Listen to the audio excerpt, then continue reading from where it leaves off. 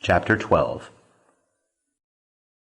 Now, about that time, Herod the king put forth his hands to afflict certain of the church.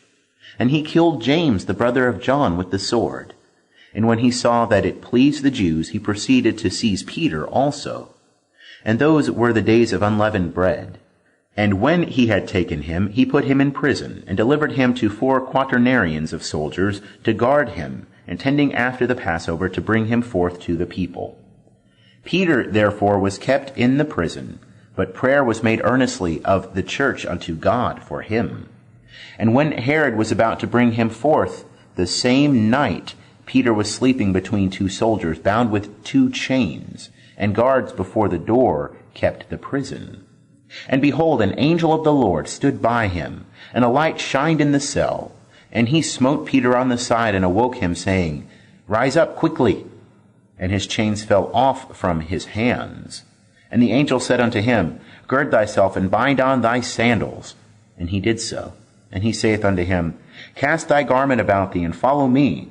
And he went out and followed, and he knew not that it was true which was done by the angel, but thought he saw a vision.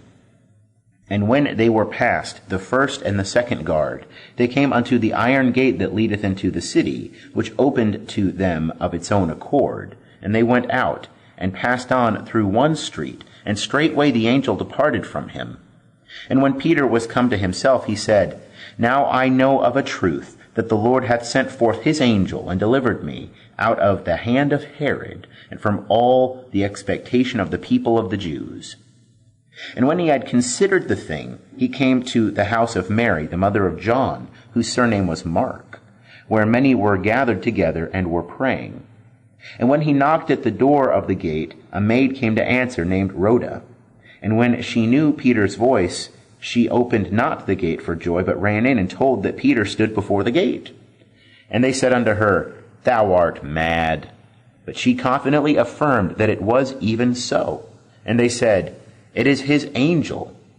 But Peter continued knocking, and when they had opened, they saw him, and were amazed.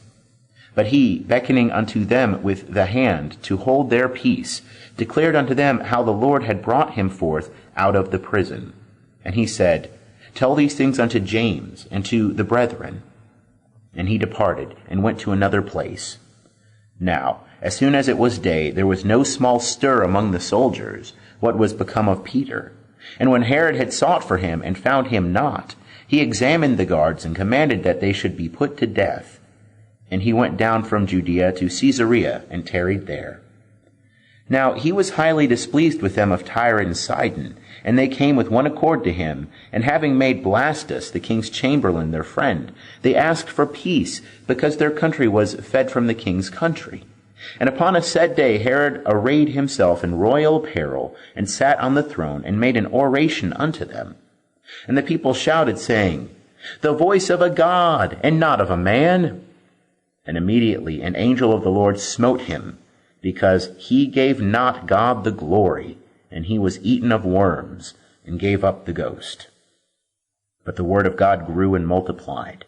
And Barnabas and Saul returned from Jerusalem, when they had fulfilled their ministration, taking with them John, whose surname was Mark.